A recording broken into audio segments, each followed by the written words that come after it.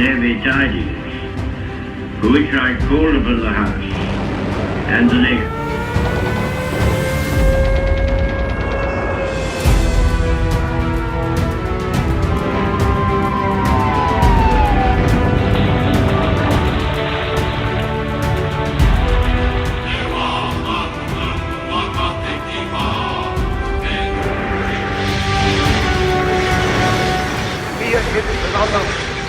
Dass wir intolerante, unverträgliche Menschen seien. Wir wollten sagen,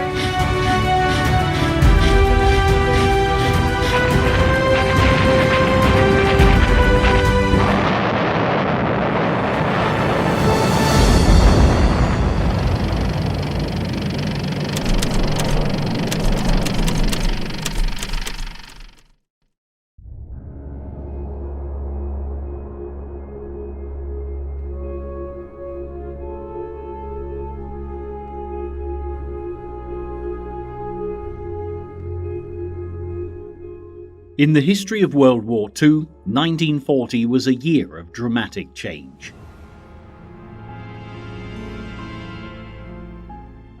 At the outset, people watched and waited to see what Adolf Hitler would do next. But for the Allies, as the Führer employed his blitzkrieg tactics across Europe, swallowing up the Low Countries and France into his ever-expanding Nazi empire, it was too late to stop him.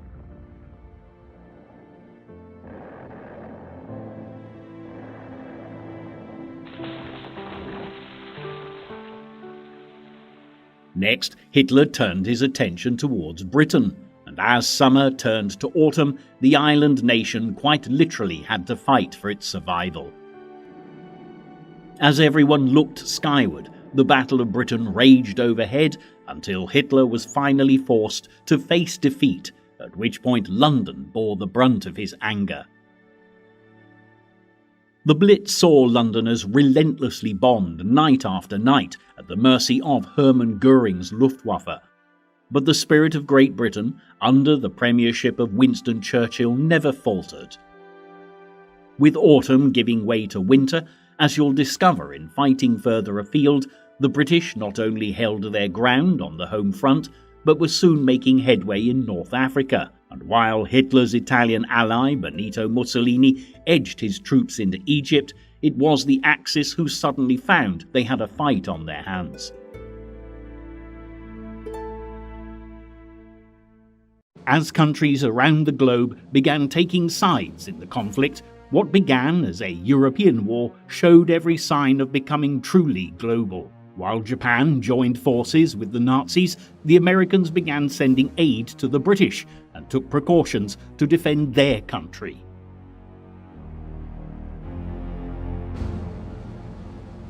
In the meantime, the unlikely pact between Nazi Germany and the Soviet Union, forged at the beginning of the war, was under threat, and before the year was out, Adolf Hitler was preparing for a course of action that was destined to shock the world. By the beginning of October 1940, the boundaries of nations across Europe had changed dramatically. Before the war had even started, Czechoslovakia had effectively ceased to exist, with much of its territory carved up between Germany, Hungary and Poland, while the Western powers, continuing their policy of appeasement, did nothing. It would soon become difficult to ignore the threat that Nazi Germany posed, however, as when Adolf Hitler ordered the invasion of Poland in 1939, within 2 days, Great Britain and France were drawn into a war which would last for 6 long years. Meantime, mid-September, Adolf Hitler realized that the invasion of the country would have to be postponed, and that Germany had lost the Battle of Britain.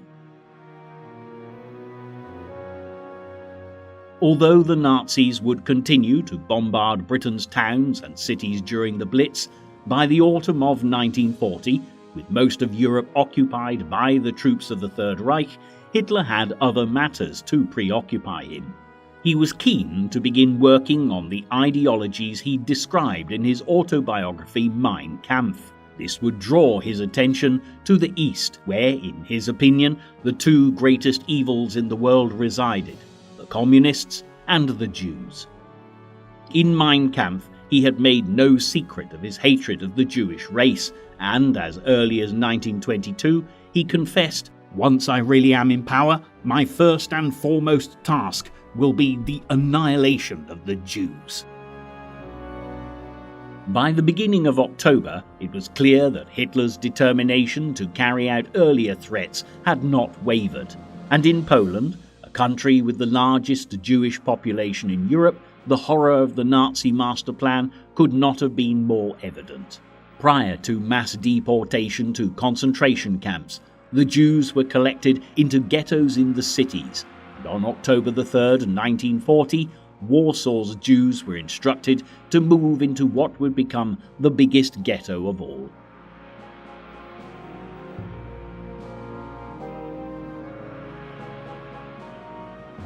It held 380,000 people, amounting to 30% of the entire population of the city, crowded into only 2.5% of the land area. By November the 15th, it was cordoned off from the rest of the city, and the people crowded within were left to face disease and starvation. Those who thought they were lucky enough to survive the ghettos faced an even worse fate and were deported to death camps.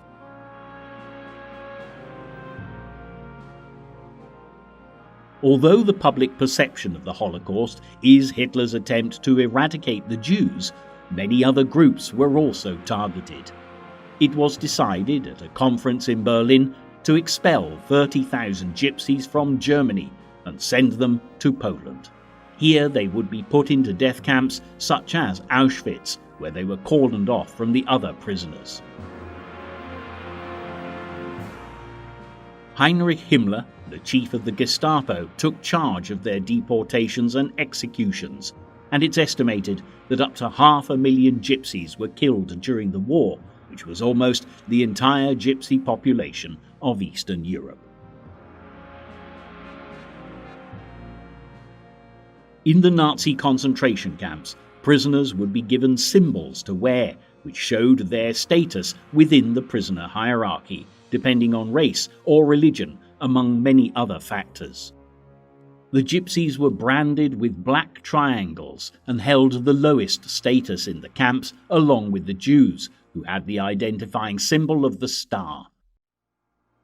People were also targeted depending on their political allegiances, and communists were especially hated by Hitler and identified by a red triangle. Hitler's experiences of the First World War shaped his attitude to many of the groups who would suffer when he came to power. In Hitler's opinion, the First World War had not been lost by Germany's ability to fight on, but by intentional sabotage of the war effort by Jews, socialists, and Bolsheviks. In 1917, a revolution had torn through the Russian Empire while the First World War was still raging, and a communist leader, Vladimir Lenin, had taken center stage, advocating equality and universal brotherhood. When the Tsar was overthrown, however, the country became divided in a bloody civil war, which brought death and suffering to millions of people. There was a genuine fear in Germany that the Bolshevik Revolution would spread further afield. In fact, by early 1919, it was evident that communist ideologies had crept into Germany, when 2 attempted communist revolutions took place in Berlin and Munich. Both were brutally crushed, mainly by the Freikorps, a paramilitary group of returned war veterans who hated the communists. Many of these men would go on to become senior figures in the Nazi Party, and indeed, one of the main reasons for the existence of the Nazi Party was to fight communism. In Hitler's Mein Kampf, he made no secret of his hatred of the Soviet Union also. He considered the Soviets subhuman and ruled by Jewish Bolsheviks, and saw a war on their nation as an unavoidable part of his master plan. Unlike the Nazis, the communists believed in a universal brotherhood and equality, and to Hitler their destruction would be inescapable on the path to world domination. It was therefore surprising, to say the least, when in late August 1939 the Nazis and Soviets signed a 10-year non-aggression pact, commonly called the Molotov-Ribbentrop Pact, after the foreign ministers of the two countries. The agreement renounced warfare between them and pledged neutrality by either party if the other were attacked by another. Each signatory promised not to join any grouping of powers that was directly or indirectly aimed at the other party.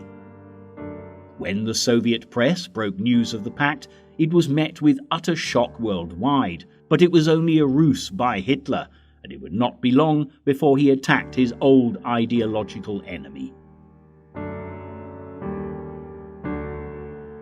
By mid-August, Hitler had already begun discussing the prospect of taking on the Bolshevik menace with his military commanders, and he would soon begin putting pressure on countries around Eastern Europe to join the Axis, so he could expand his resources and prepare for a full-scale war to the east. In the meantime, in October 1940, he focused on cementing relationships with countries around Western Europe. While the British continued to fight back and refused to surrender to Nazi Germany, Hitler's aim was to create a continental bloc of powers, leaving the island isolated from the rest of Europe. The Italian dictator Mussolini had already joined the Axis, signing the Tripartite Pact with Germany and Japan in September 1940, though he had begun collaborating with Hitler long before. The British owned valuable territory in North and East Africa, and while the Battle of Britain was in full swing, Mussolini, encouraged by Hitler, had begun edging his troops into Sudan, Kenya and British Somaliland to the east, and the British Protectorate of Egypt to the north. The Suez Canal in Egypt was of great importance to the Axis, as this was the pathway to the rich oil fields of the Middle East. To seize these would increase Axis oil supplies considerably, and even more importantly, cut off fuel supplies for the Allies. Not only this, but the Suez was also vitally important to Axis dominance in the Mediterranean Sea, an area that still had a strong Allied presence. On September 9, 1940, the Italian 10th Army had launched their offensive on Egypt and succeeded in pushing the British back beyond the village of Sidi Barrani to the east of the Libyan border. Here, the Italian commander, Marshal Rodolfo Graziani, dug in and established several fortified camps just 80 miles west of the British defences at Mersa Matruh. But when Mussolini pressurised Graziani to press on, he refused, waiting to be resupplied, and here the Italians would stay until December 1940. While the Suez, for the time being, remained in British hands, there was another strategic point in the Mediterranean that Hitler was keen to seize from the Allies, namely the island of Gibraltar, which lay between North Africa and Spain. In order to send troops onto the island, Hitler was well aware he would first have to gain the support of the Spanish dictator Franco, so Nazi forces could launch their attack from the Spanish coast. With high hopes, the Nazi leader travelled to Hendaye on the French border to discuss the matter with the fascist leader on October 23, 1940.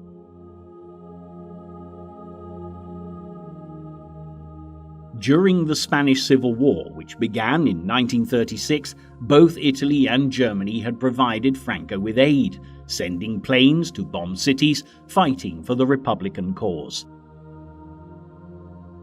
The German Condor League and the Italian Air Force had attacked Barcelona and the town of Guernica in the Basque region, but although Franco had happily accepted assistance from the Nazis in the past, he was uneasy about inviting the Germans to camp on his doorstep. When he met Hitler, he produced a long list of conditions for participation, including a claim on Gibraltar, territory in Portugal, and Vichy French territory in North Africa.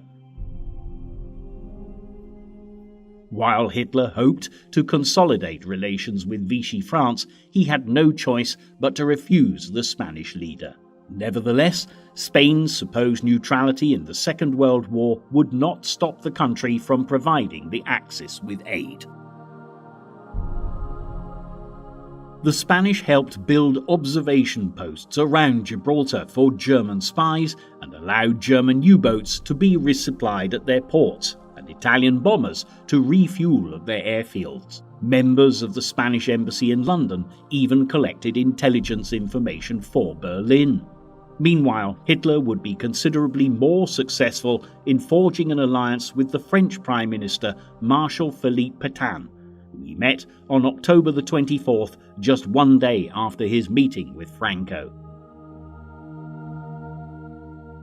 Pétain had been a successful military leader in the First Great War, and after an impressive victory in the Battle of Verdun, he had become a public hero and was made a Marshal of France.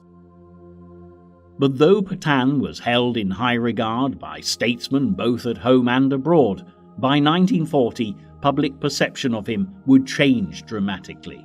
As the Nazis marched into Paris, the French Prime Minister Paul Reynaud had refused to surrender to Germany, and when he was forced to resign, Marshal Pétain took his place as head of state.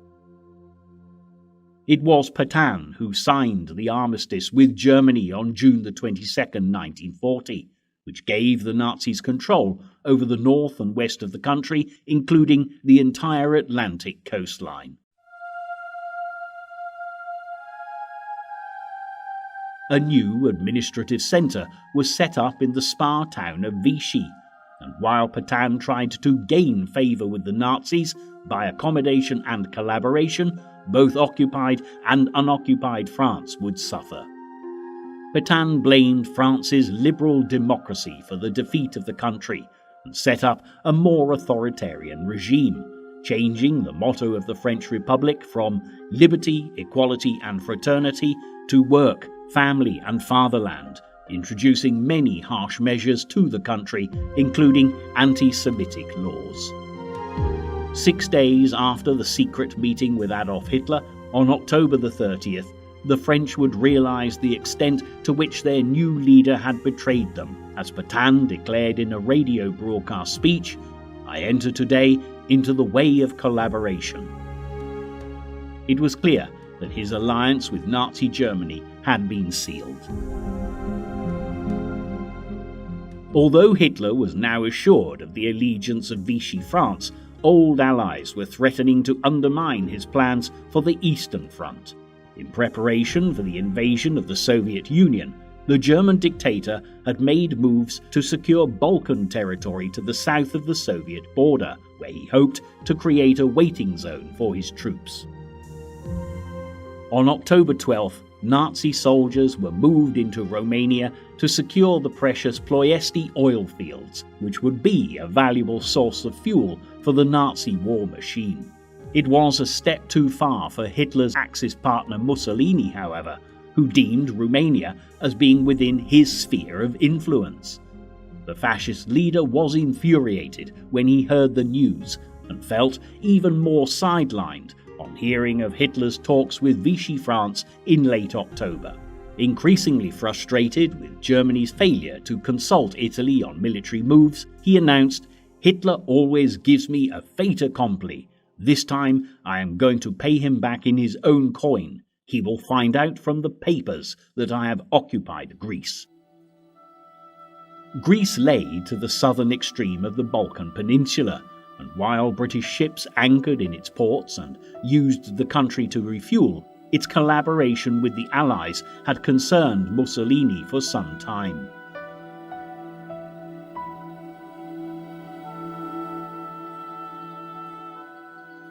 Keen to prove that he was on his way to creating a new empire on the scale of the Third Reich, Mussolini decided that now was the moment to strike. Without consulting Hitler, on the eve of October the 28th, the Italian leader sent his ambassador in Athens with an ultimatum to the Greek government: allow free passage for Italian troops into Greece or face war. The Greeks had a good relationship with the British, and their king, George II, was an ardent Anglophile, keen to keep close ties with the country. Hardly surprising, then, that when faced with Mussolini's ultimatum, the Greek response was, "Then it is war." The next day, Italian forces crossed the Albanian border, assured by military leaders that the Greco-Italian war would last no more than 2 weeks. But the Greeks would not yield easily, and Italy would soon be retreating into Axis territory.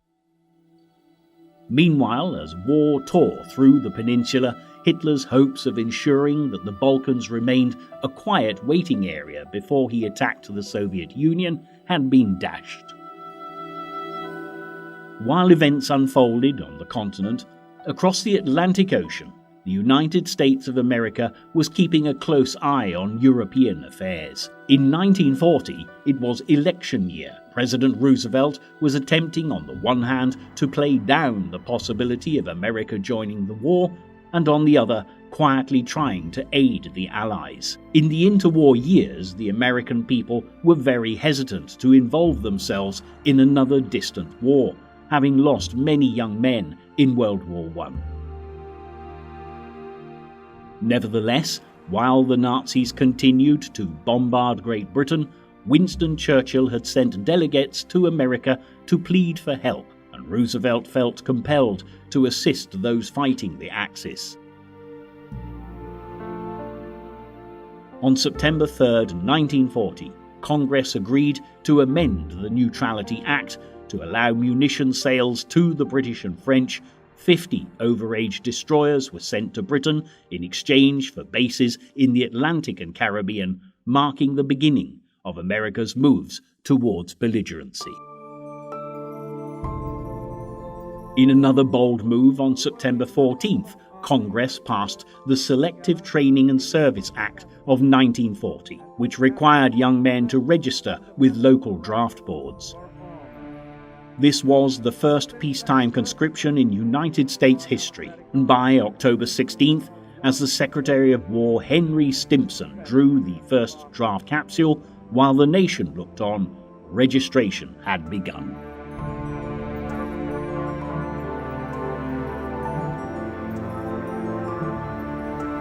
The first number drawn by the Secretary of War is serial number 158. Thousands of men would now be called into the military services, but as young draftees fought mock battles with make-believe weapons, the United States was not prepared to fight in a full-scale war just yet.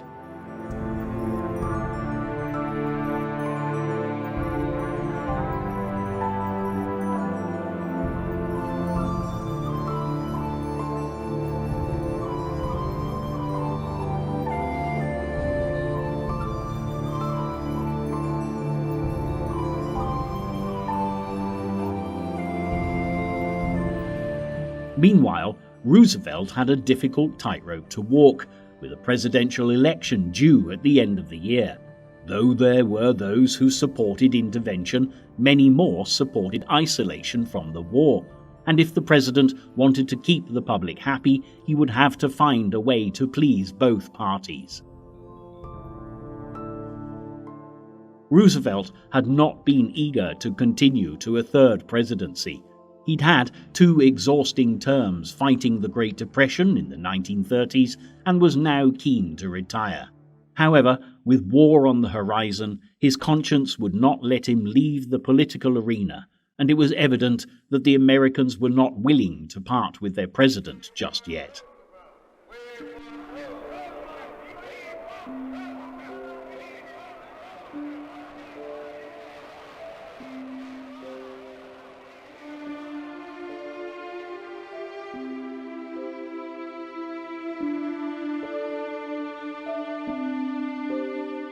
In the weeks running up to the election, Roosevelt would face a tough battle against his competitor, the Republican Party candidate Wendell Willkie. Willkie was a corporate lawyer and a former Democrat who'd never run for public office before. However, he was ready to put up a fierce fight for his place in the White House. A big focus of his criticism was Roosevelt's attempt to break the two-term tradition as president established by George Washington, and he declared, "If one man is indispensable, then none of us is free." The issue failed to catch the public's attention, however, and as Republican support dwindled, he turned to criticism of Roosevelt's interventionist behavior. Wilkie claimed that Roosevelt was secretly planning to take the USA into the European war against Germany, and stated that no man had the right to use the great powers of the presidency to lead the people indirectly into war. His promise to keep our boys out of foreign wars is no better than his promise to balance the budget. They're already almost on the While the accusations flowed and support for the Republicans grew, Roosevelt defended himself admirably and stressed that his intention was to do all he could to keep America out of the war. In the northeastern states, he repeated daily the message, "I am fighting to keep our people out of foreign wars, and I will keep on fighting," he declared. "I have said this before, but I shall say it again and again and again. Your boys are not going to be sent into any foreign wars." But Roosevelt need not have feared that the public would let him down. When he received 27 million votes to Wilkie's 22 million on election day, it was clear that he had won over the Americans once more. On November the 5th, 1940, Franklin Delano Roosevelt was duly elected president for an unprecedented third term. Whether he would keep his country out of the war as promised, however, remained to be seen. The news that Roosevelt would remain in the White House for a third term was met with relief by the British Prime Minister Churchill, who feared that without American support, the fight against the Axis would be difficult, if not impossible, to win. While bombs continued to rain down on the British, the Blitz was not the only cause for concern for Churchill, as the Battle of the Atlantic, which had begun when Britain declared war on Germany, was taking its toll on Allied merchant shipping. Britain was an island nation with an overseas empire, and its survival and ability to fight depended greatly on supplies from across the Atlantic Ocean. And as more boats were lost at sea, goods arriving in the country were rapidly depleting. Items that had always been taken for granted suddenly began to disappear from the shelves, and as early as January 1940, food rationing had been introduced, so everyone could claim their fair share of what was available. Bacon, butter and sugar were the first to be limited, but it wasn't long before many other things, such as tea and meat, were added to the list, and soon it was commonplace to see people queuing up outside of the shops, brandishing their ration books.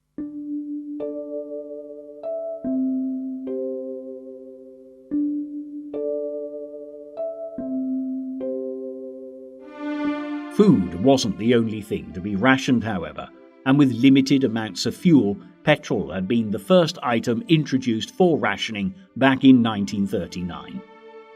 Although fuel production continued in Britain throughout the war, much of it was reserved for the Army's trucks and tanks, as well as the planes of the RAF.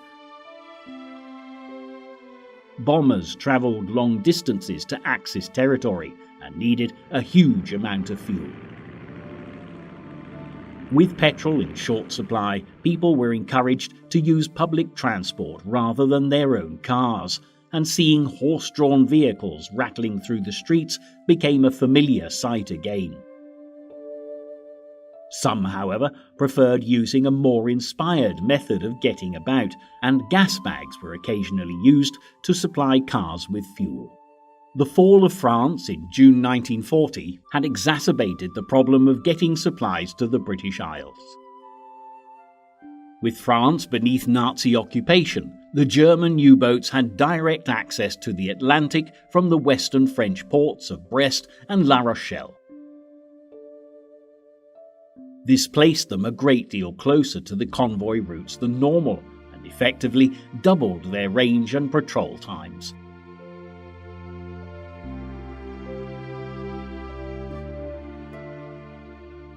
Worse still, France had the fourth largest navy in the world, and with Pétain now collaborating with the Axis, the Allies no longer had this valuable navy force at their disposal.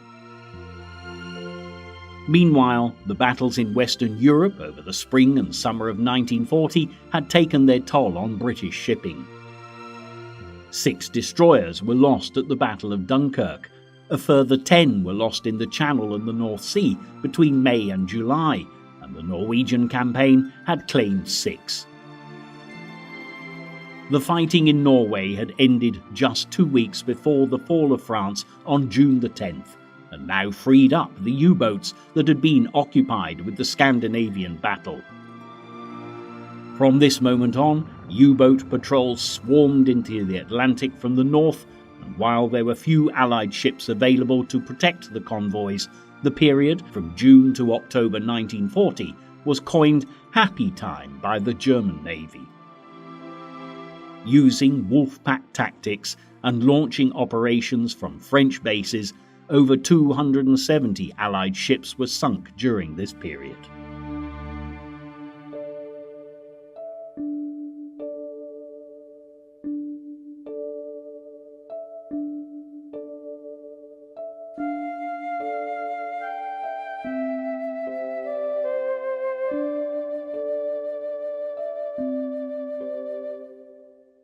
Meanwhile, U-boat crews became heroes at home, and the most successful captains became celebrity aces. These included Gunther Prien, who had famously sunk the Royal Oak at Scapa Flow in 1939 and sank over 30 Allied ships during the war, Commander Otto Kretschmer, who was regarded as the most successful ace of the deep, and Joachim Schepke, who was much admired for his unwavering dedication to the Nazi cause. As convoys battled their way across the Atlantic to keep Britain supplied, the Mediterranean Sea, which had been a traditional focus of British maritime power, was also under pressure from the Axis.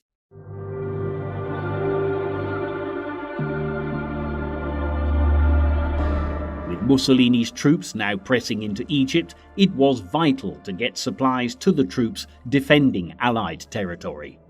But while the Italians were conveniently supplied from the Italian mainland, British stocks had to travel the length of the Mediterranean all the way from the island of Gibraltar. This evidently put the Italian Navy in a strong position to cut off supplies to Allied troops, and British commanders were keen to resolve the problem.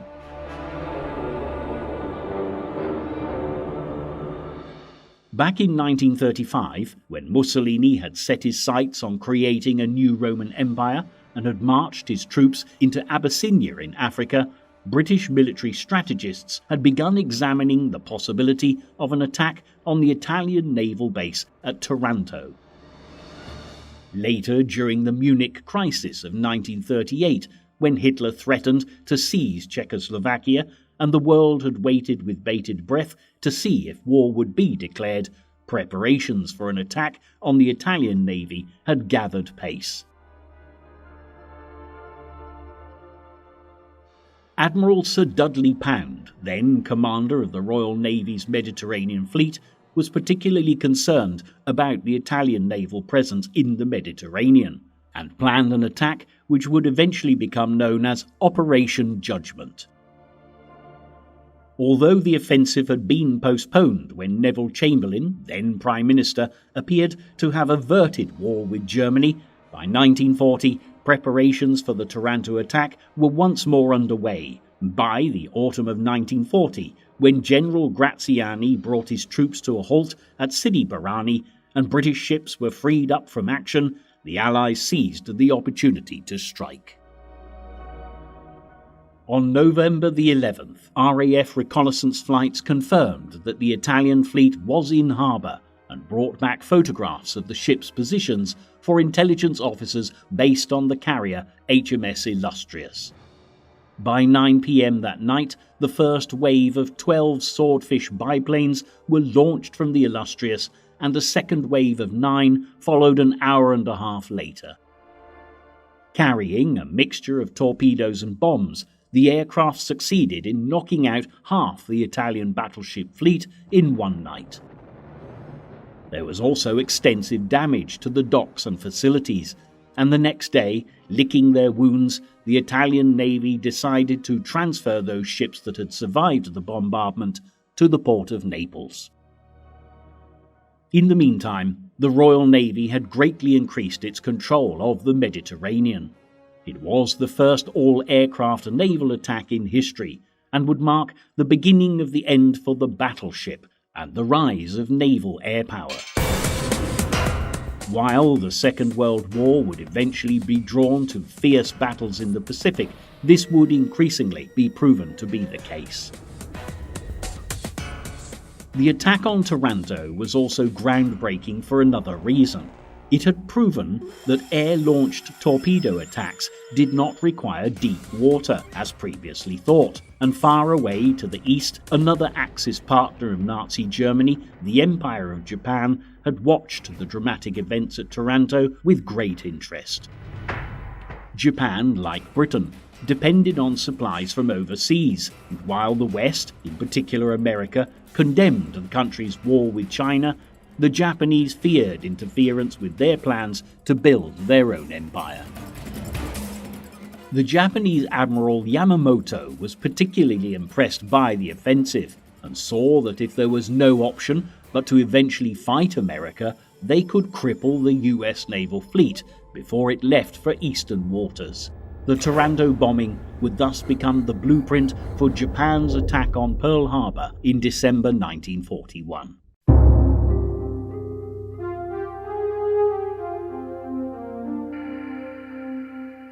Meanwhile, back in Britain, the success of the Taranto attack was a much-needed morale booster, as the Luftwaffe's terror bombing maintained pressure on the population. The Blitz, which had started early in September 1940, continued unabated, and life was far from easy for those who continued to struggle on the home front.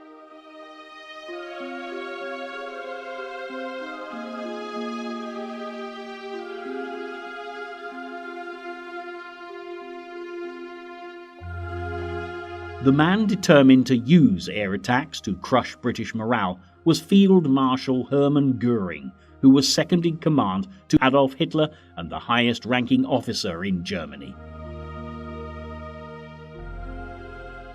As a veteran of the First World War and one of the earliest members of the Nazi Party, Göring had formed a close friendship with Hitler and was appointed commander of the Luftwaffe in 1935.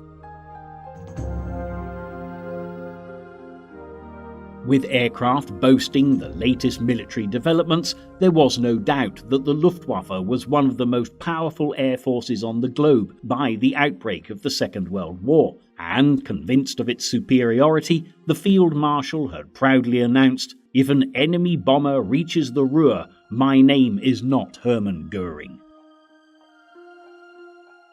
But by the autumn of 1940, while the RAF battled to defend their country against invasion, it was clear that the Luftwaffe would have to accept their first defeat in the Battle of Britain.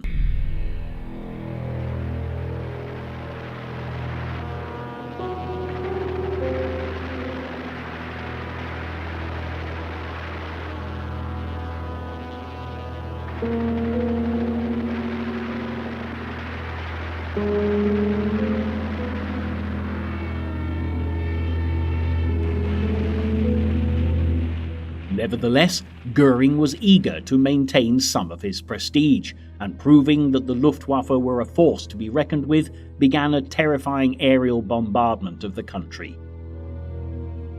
The first phase of the Blitz from September to October 1940 focused on subduing the British capital, with massive bombardments on London both day and night, but by November 1940 the Blitz had taken on a new form, and one raid in particular could only be described as a personal attack of revenge.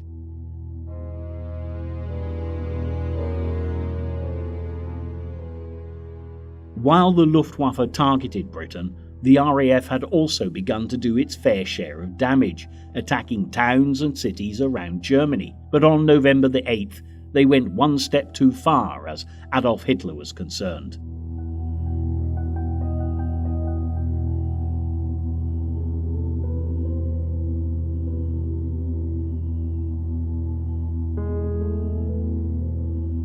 The Nazi leader was enjoying an annual celebration of his 1923 attempted coup in Munich, known as the Beer Hall Putsch, when the gathering was suddenly interrupted by an RAF bombing raid.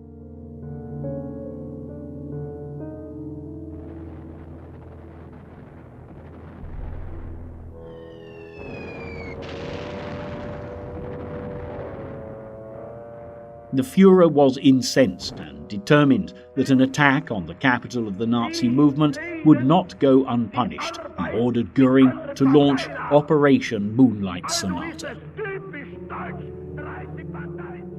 On the night of November 14th, almost 500 German bombers swarmed over the city of Coventry in the industrial heartland of Great Britain.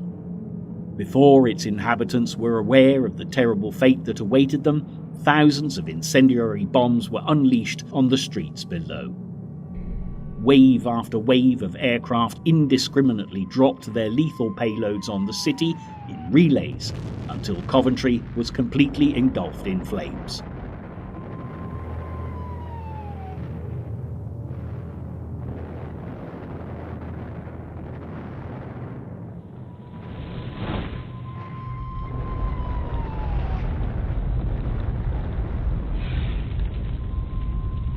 In 10 hours, from 7:20 in the evening until dawn, almost 150,000 incendiary bombs and 500 tons of high explosives were released. By the morning, the scene was one of utter devastation.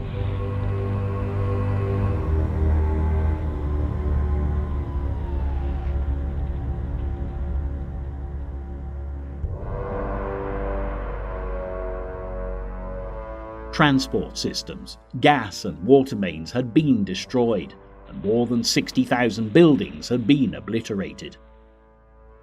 Unlike most British towns and cities, there had been almost no development in Coventry. Much of the medieval city had been standing at the time of the raid, only to be flattened in one terrible night. There was barely one undamaged building left in the once beautiful city centre, and even the 15th century St. Michael's Cathedral had been destroyed.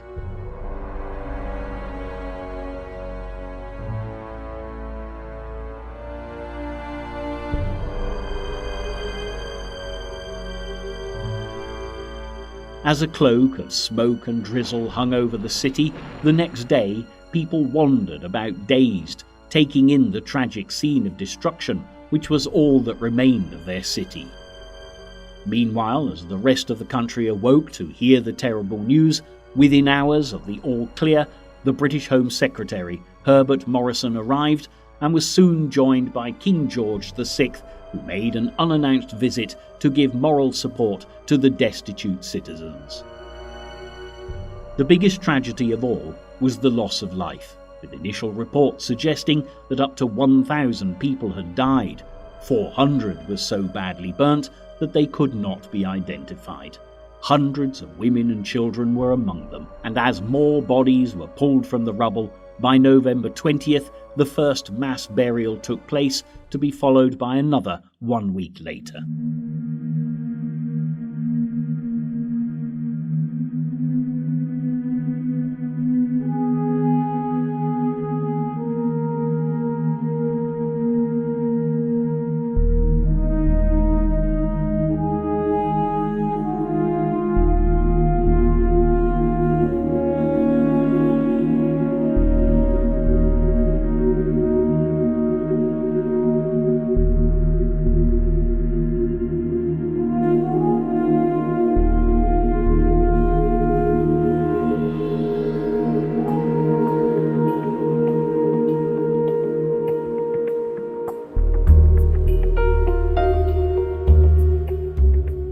While the people of Britain mourned their loss, further afield hope lay on the horizon.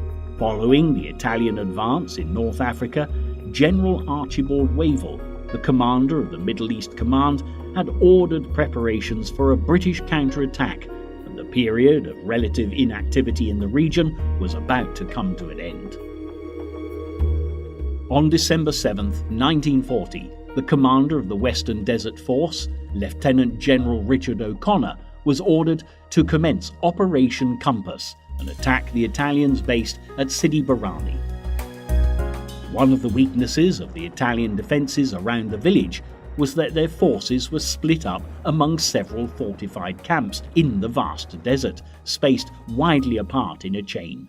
This meant that on December 8th, British troops could pass unnoticed through a gap in the chain and, attacking from the rear, take one camp after the other.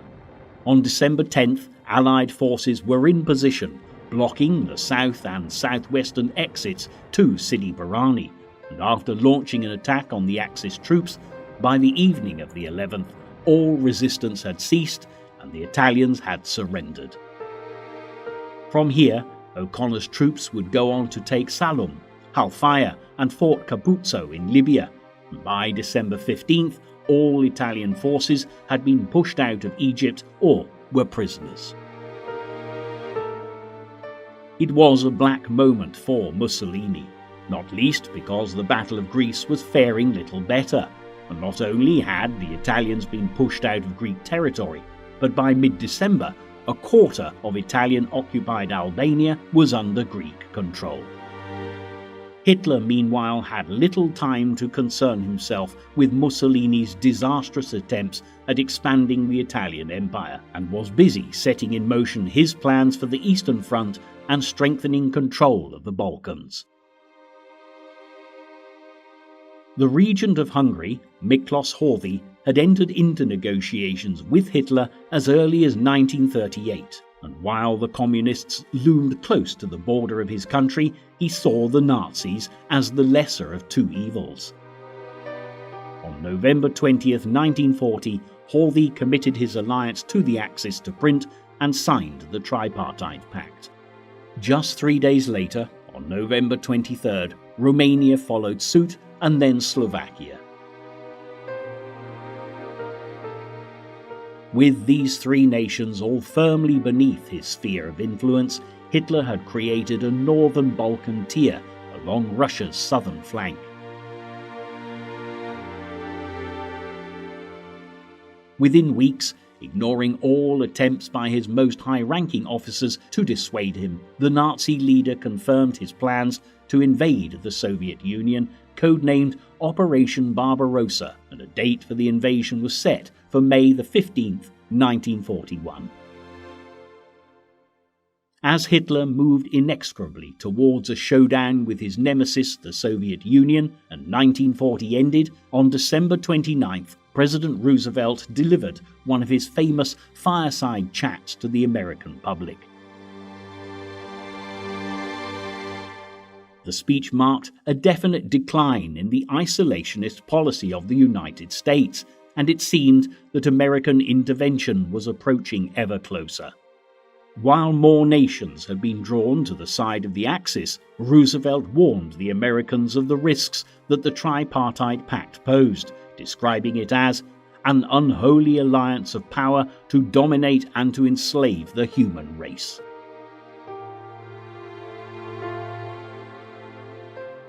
He warned of the Japanese threat growing in the Pacific, the evils of Nazism and Adolf Hitler, and reminded his citizens that the British and their allies fighting across the Atlantic were still desperate for aid.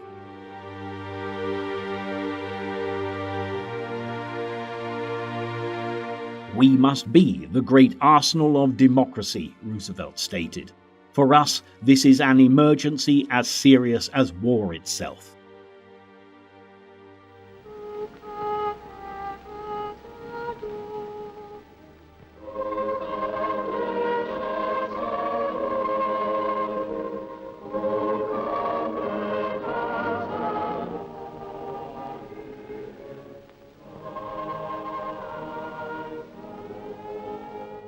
Meanwhile, even as Roosevelt spoke, the bombs were raining down on the British capital once more, in the most devastating air raid on London to date.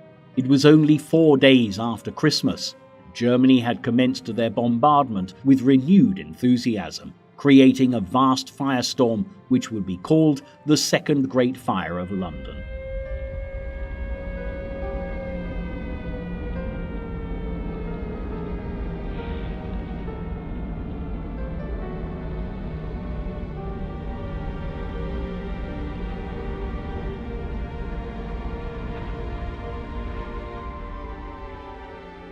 Around 1,500 fires were started, covering an area from Islington in the north to St. Paul's Churchyard, and the cathedral itself was only saved thanks to the dedication of volunteer fireworkers.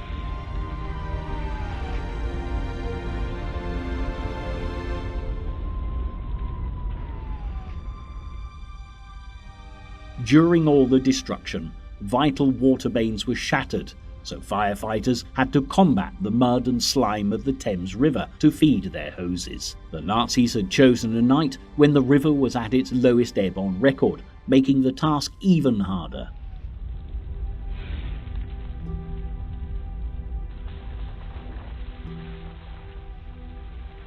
Although the all-clear siren sounded by midnight, the battle had only just begun for the London Fire Brigade, who have to struggle for another 15 hours to subdue the flames tearing through the city.